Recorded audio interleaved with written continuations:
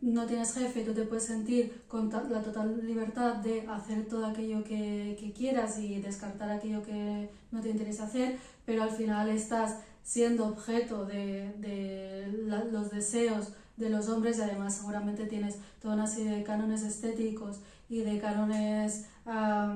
sexuales que al final te están condicionando tu manera de ser, de comer, de vivir y de hacer ejercicio, ¿no? Que al final estás dentro también de unos estándares. Pero como digo, seguramente dentro del feminismo habrá diferentes visiones y habrá diferentes concepciones de esto, ¿no? A considerar que, bueno, que el sexo al final puede ser tan respetable como otras opciones y al final esto no es más ni menos explotación que cualquier otro trabajo que podamos tener en la vida diaria y regular de mucha gente. Creo que ahora que hemos vivido también una ola feminista y que realmente mucha gente se ha adherido a este movimiento y mucha gente se identifica o se autoidentifica con el feminismo y con esta lucha, lo que vemos es que al final sí que ha resultado ser como una idea bastante hegemónica y esto al final lo que hace es que toda una serie de población, de hombres en particular seguramente, pues se vean amenazados delante de este cambio y del retroceso de sus propios privilegios, ¿no? Entonces esto puede crear que al final haya como un nuevo sexismo mucho más sutil, pero que sea como una contraola a todo lo que estamos reclamando, o lo que se está reclamando, ¿no? Y lo vemos con el partido Vox, por ejemplo, donde realmente ya vemos que intentan romper esta hegemonía estableciendo que, bueno, pues, diferentes elementos para poner o criticar todo el movimiento feminista. Y esto lo hemos visto con el partido Vox y con toda la gente que quiere votar a Vox o que está calando ese discurso, sobre todo en chicos jóvenes o en hombres adultos jóvenes, pero también lo vemos en casos más concretos como el caso de Rocito, que hemos visto que al final surgen de olas, también surgen contraolas que pueden, que el objetivo está en desestabilizar o que no crezca tanto este movimiento.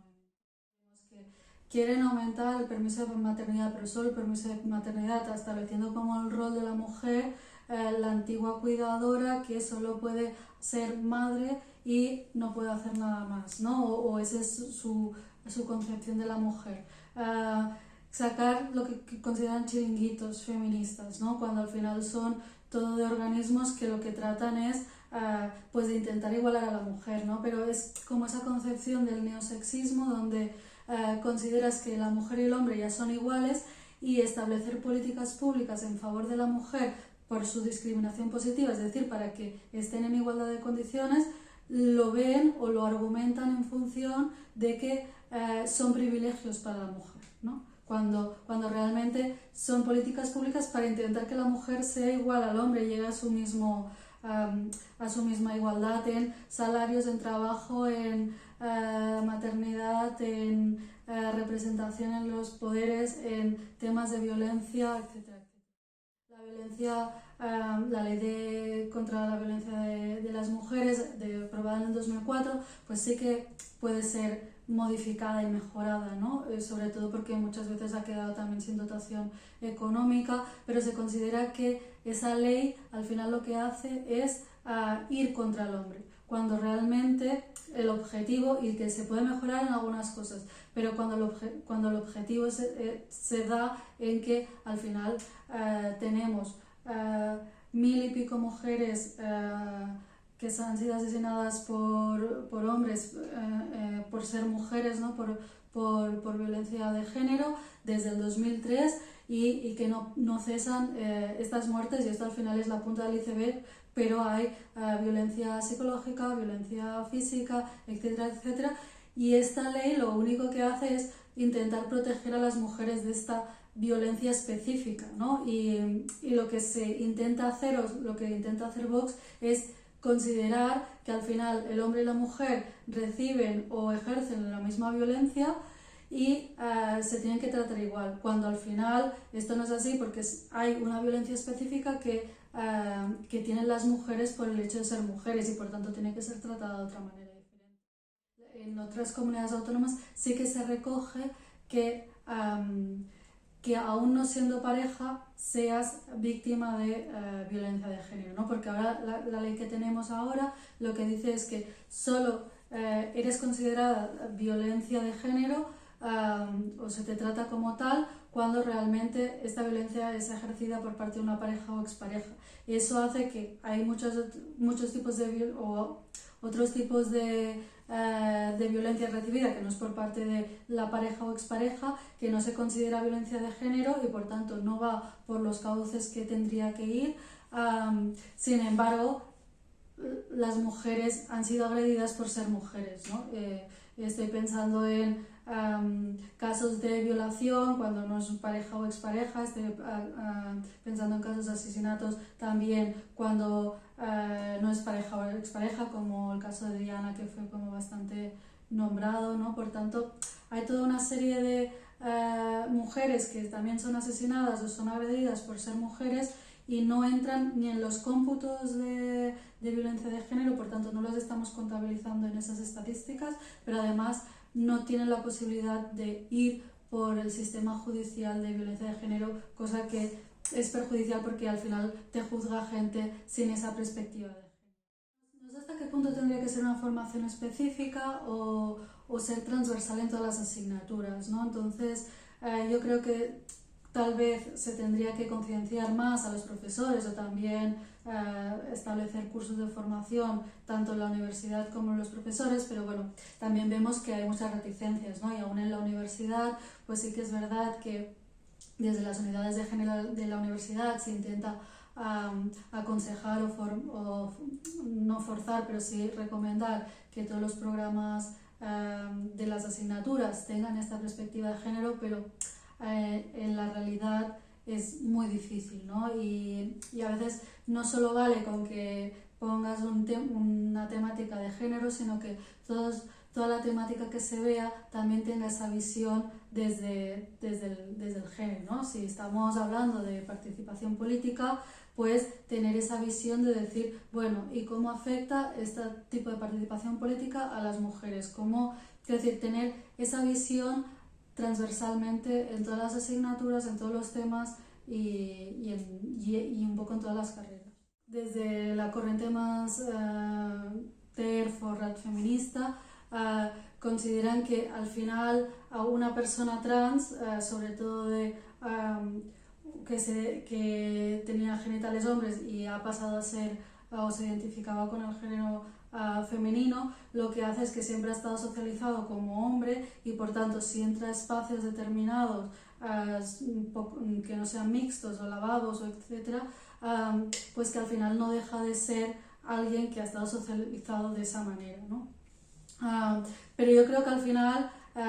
son personas que se identifican con el género femenino y yo creo que no tiene que haber por qué excluirlas de esos espacios, más que nada porque seguramente estas personas además tengan otro tipo de presiones, que ya no solo es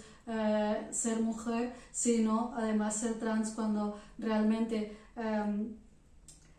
como irte un poco de las concepciones binarias también tiene muchas problemáticas de parte de la sociedad, ¿no? Por tanto, no solo son o tienen la opresión del género, sino que también tienen la opresión de la identidad de género, de no ser o no estar bien o no sentirse categorizados en uno de los dos géneros, ¿no? Desde este feminismo más radical se considera que al final la ley trans, por ejemplo, lo que hará es o dar derechos a la gente trans o a las personas trans, lo que hace al final es dar muchos beneficios a los hombres y que los hombres se pueden acoger a esta ley para no ser tratados como hombres, ¿no? O para ser tratados como mujeres y por tanto tener beneficios. Pero yo aquí también no estoy de acuerdo con esta visión, más que nada porque la discriminación positiva, ya sea a nivel de cuotas, ya sea a nivel de violencia de género, ya sea a otros niveles, lo único que hace es dar cierta discriminación positiva a la mujer para establecerse o para ponerse en la misma posición que el hombre, no para tener mayores derechos que los hombres. Un hombre que realmente se cambiara de identidad de género no tendría más beneficios en base a una mujer, tendría los mismos que el hombre. Es decir, que al final que haya una discriminación positiva de las leyes, lo único que existe o el objetivo que tiene es que hombres y mujeres tengan los mismos derechos. Por tanto, no creo que un hombre se pueda beneficiar de estas leyes. Además que hay toda una serie de jurisprudencia donde cuando tú cometes un acto, por ejemplo, de violencia de género, y en aquel momento eras un hombre, se te juzga como hombre. Por tanto, luego hacer un cambio de sexo y de género no es tan fácil, y además se te tiene en cuenta cuando hiciste la acción o cuando realmente pasaron. Sí, es decir, que al final normalmente las mujeres tienen diferentes opresiones subidas, ¿no? Aquí realmente estamos hablando del género y la identidad de género, ¿no? O de las personas trans, pero luego pues hay otro tipo de opresiones tanto a nivel racial como a nivel de clase, que también están jugando un papel dentro del mercado laboral, del poder, de la violencia, de todos los aspectos de la vida que nos podamos plantear, ¿no? Entonces, lo que vemos al final en el mercado laboral es un poco, o vemos reflejado todas estas opresiones en qué trabajos se tienen, en las promociones que se tienen, en las condiciones de trabajo donde están, y por tanto lo que vemos es que las mujeres tienen un techo de cristal y por tanto es mucho más difícil que promocionen. Pero además aquellas que no promocionan, o aquellas que realmente están en un trabajo determinado, si se feminiza este trabajo, al final también cae mucho el prestigio de ese trabajo y por tanto el sueldo, ¿no? Entonces vemos que alguien que está limpiando suelos o infraestructuras, o son gente que se dedica a la limpieza, que puede ser o necesita el mismo nivel educativo que conducir un camión. Tenemos que este sector que está muy feminizado al final tiene mucho menos prestigio y al final tiene unos salarios mucho más bajos, aún haciendo los mismos trabajos que los hombres que, por ejemplo, que conducen un camión, que tienen mucho más prestigio porque al final es un trabajo mucho más masculinizado, ¿no? Lo que se ha visto es que cuando realmente cambian esos porcentajes de hombres o mujeres dentro de los trabajos, también cambia los salarios y las condiciones laborales, ¿no? Y esto pasa con género, pero también pasa con raza, ¿no? También pasa con clase. Por tanto, vemos que ser mujer no solo que puedas romper esos techos de cristal, que ya es muy difícil, sobre todo por conciliación, ¿no? Que las mujeres al final tienen lo que se ha llamado la doble jornada laboral, que aparte de trabajar tienen que cuidar a sus hijos o su descendencia, y eso hace que no tengan tanto tiempo para dedicar en el trabajo y que no las vean como alguien que pueda promocionar, pero a la vez aquellas que además quieren promocionar, no es solo un tema de tiempo, sino que hay condiciones o características que tradicionalmente han estado asociadas a los hombres que se valoran mejor, ¿no? Entonces vemos que ser agresivo, que tener liderazgo, que ser seguro, que levantar la voz está muy bien considerado porque da como unas capacidades de liderazgo que las mujeres que tradicionalmente, por cómo han sido socializadas, son más inseguras, no tienen tanta agresividad o tienen un liderazgo más cooperativo, pues no son características que no se asocian como a un buen liderazgo o a alguien que es un buen líder, ¿no? Y al final esto hace que tal vez las mujeres se masculicen en ese sentido para poder llegar a estos puestos de poder, pero al final también es un arma de doble filo porque las mujeres que tienen características muy asociadas a los hombres, pues también son mal consideradas, ¿no? Entonces una mujer que tenga mucha agresividad o alce la voz, también como no se coordina o no está en los mismos carriles de los estereotipos de género, también se valora mal. Por tanto, hay como una difícil solución porque al final,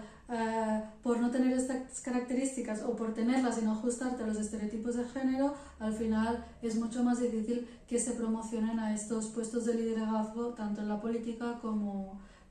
en el mundo laboral. Al final lo que se ve, y hay algunos estudios que lo muestran, que tanto TikTok como Instagram, etcétera, pues hace que realmente haya unos cánones de belleza muy determinados que hacen que al final las mujeres pues siempre tengan que ser jóvenes, siempre tengan que estar delgadas, y esto repercute tanto a la salud física de dejar de comer como a la salud mental de considerarse peor persona, bueno, peor, o tener peor físico y no tener seguridad, etcétera, ¿no? Entonces, esto es un elemento principal, sobre todo para la gente joven, que realmente está considerando o está viendo como un estereotipo o un modelo muy determinado que asumir para ser exitoso, ¿no? Entonces, vemos que esto tiene difícil solución y no es solo una cuestión